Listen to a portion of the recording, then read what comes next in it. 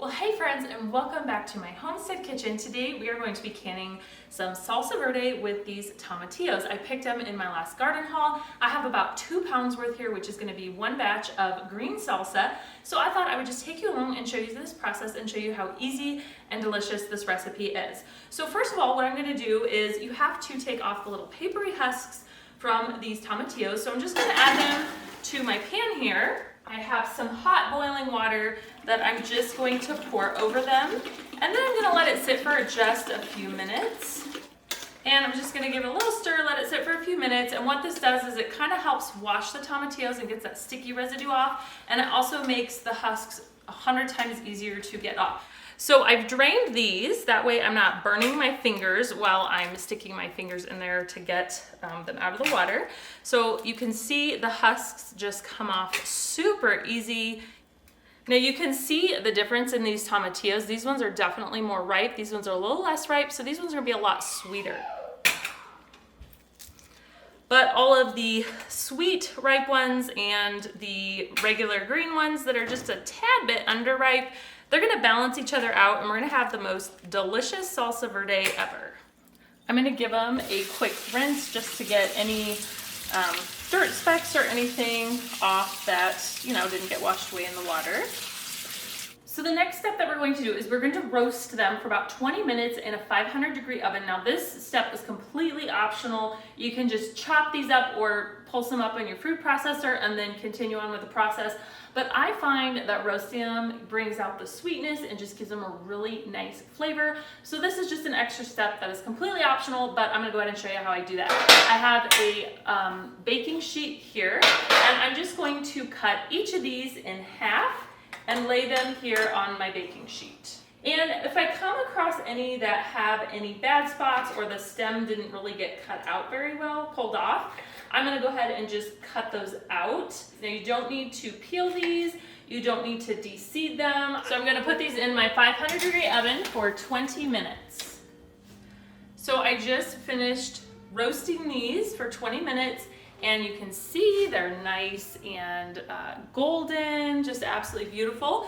So I've let them cool for a few minutes, and I'm gonna go ahead and just put them into my food processor along with all of the juices that came out of the tomatillos. And then I'm gonna go ahead and just pulse this. I'm not gonna puree it till it's like a fine puree. I'm just gonna pulse it because I'm gonna leave it a little bit chunky now.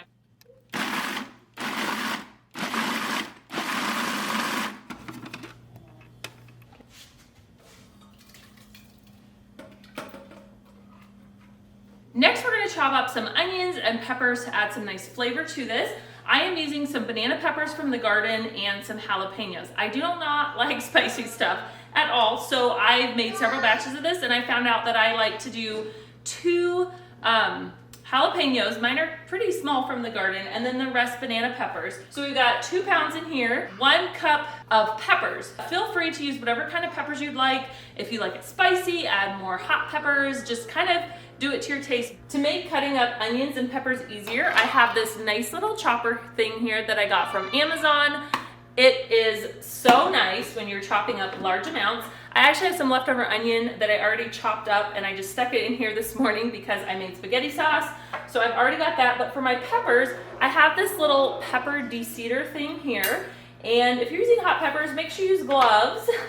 I'm not using gloves here because I'm just being very careful, so don't follow me here. But this here, you just stick it in the middle, and it takes out all of your seeds. Now, I don't like to do the seeds in here because it just makes it so hot. So it just easily took out those seeds, and I can protect my hands. But again, wear gloves because, burning hands from peppers is not fun. You can also do it on your other peppers, not just the hot ones. It does make it a lot easier to just grab that right out. So how this particular chopper works, it comes with different sizes, but I like to use the small one because I don't like huge chunks of peppers and onions when I'm eating salsa. So I just cleaned out my seeds and I just chopped them in half, and you just stick them in there. I will link it down below if you guys are interested.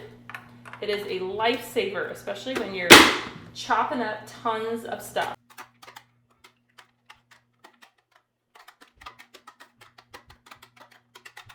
So I'm gonna go ahead and add my peppers and then my onion. Oh, that's a cup.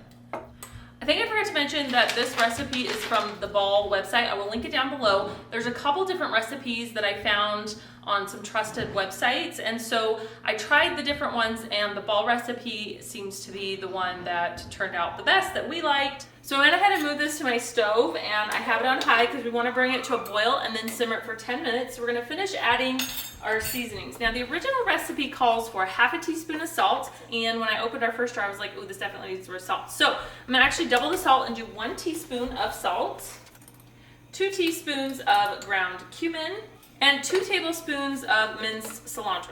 Typically with seasonings, you can be a little bit more flexible. You want to use safe, tested recipes. You don't want to mess up your ratio of onions and peppers and tomatillos or anything like that. But when it comes to seasonings, you can be a little bit more flexible in that. So do half a cup of apple cider vinegar, and you can totally do white vinegar or apple cider vinegar. I find that apple cider vinegar has a little bit better flavor. You just want to make sure in the ingredients that it says it's diluted to 5% acidity, because that's what regular white vinegar is. It's 5% acidity. So you want to make sure that your safe tested recipe is using the proper vinegar. It also calls for a 1/4 cup or 4 tablespoons of lemon juice. I'm using this particular brand. You don't want to use fresh lemon juice because of the acidity. It has to be the proper acidity. So bottled lemon juice is the way to go. I don't like to buy just the regular bottled lemon juice because it has preservatives in it. This one here is literally just lemon juice. It's organic lemon juice, no other ingredients. So I'm going to do a 1/4 cup of that.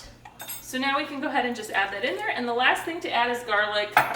I am using jarred garlic, and I gotta use this up because we had this wow. So we're gonna do 4 cloves of garlic. Again, you don't wanna do more because you don't wanna mess up your ratios.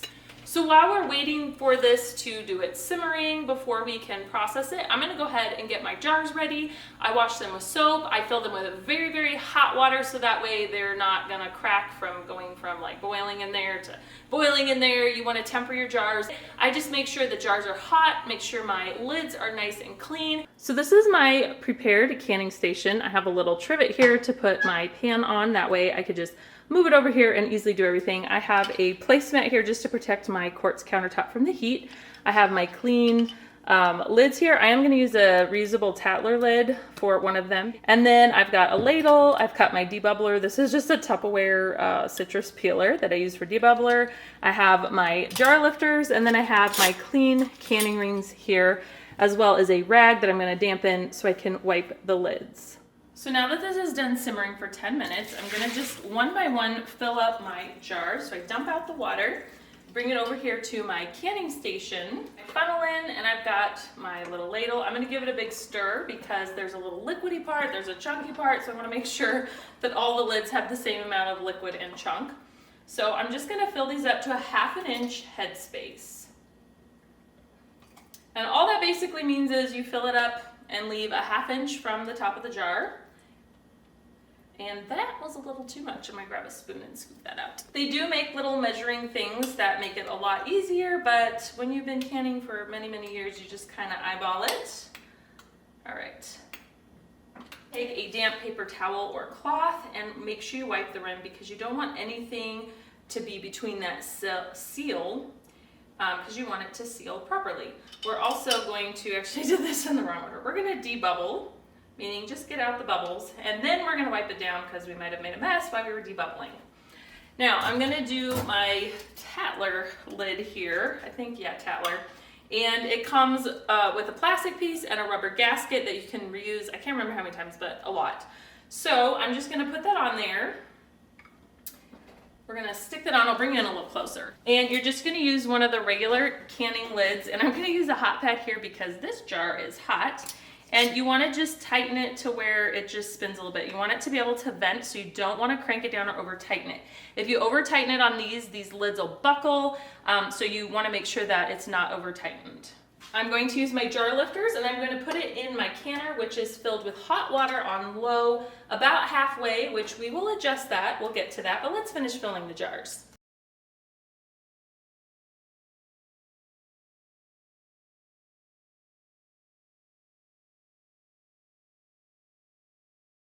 And again, when we put our rings on, we do not want to over tighten it. You just want to do finger tight, and then always use your jar lifters because your jars are hot.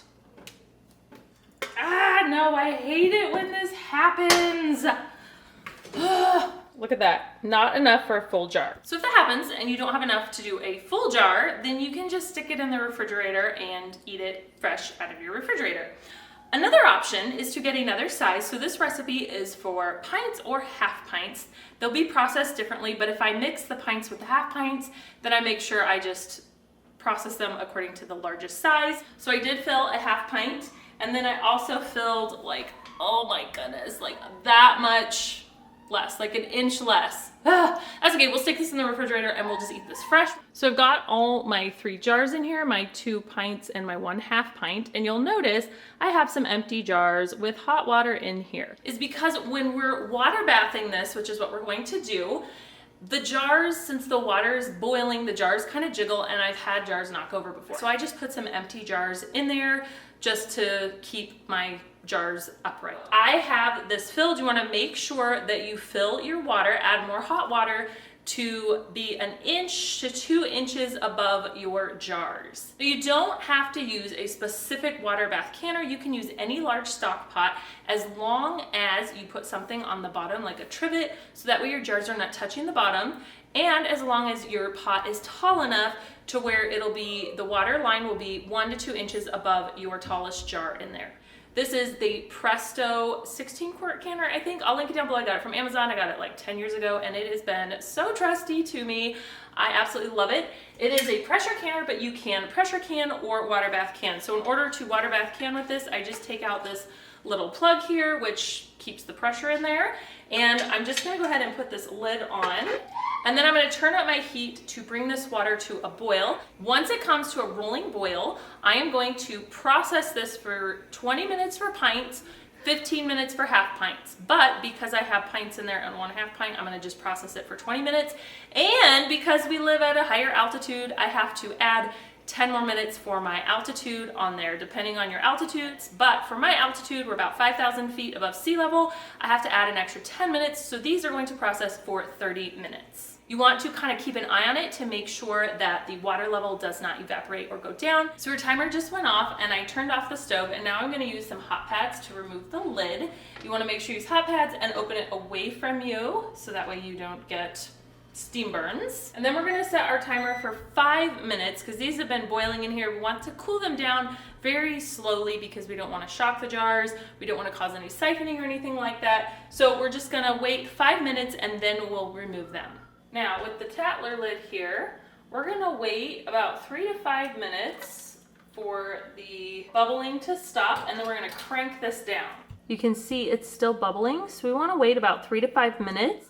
So the bubbling has died down a little bit. It's been a few minutes. So we're gonna just take a rag and a hot pad and we're just gonna crank it down really tight to get that seal. You don't wanna tighten it before you process it. You wanna wait until after. So after your jars have completely cooled, make sure you remove your rings because you do not need to store them with that. If it's a little hard to get off, you can just run it under a little bit of water and then it'll come off fairly easily. So to check if the Tatler reusable lid has sealed, all you do is you pick it up by the plastic piece, and as you can see, I'm picking it up and it's not falling. If it does not seal, it'll just pop right off. So this jar is good and sealed.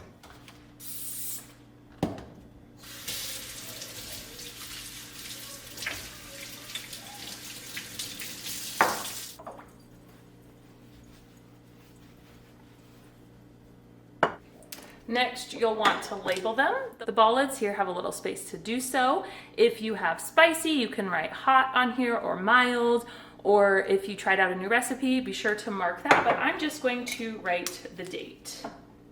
So these are spaghetti sauce jars, so I am gonna label these. I just happened to can them all on the same day, and I'm washing them up and labeling them, so I'm just gonna write spaghetti sauce. I'm not labeling this as green salsa because obviously I know this is green salsa. Now with the Tatler lid, I'm just going to use a dry erase and be very careful with it. You can also use one of those washable label jar things. I've never used those, but I am just going to go ahead and use this. I hope you guys learned something and enjoyed this video. If you did, be sure to give it a thumbs up. Don't forget to subscribe if you haven't already. Leave me a comment down below. Let me know what your favorite things to can are from your garden. Thanks for watching, and I will see you guys next time.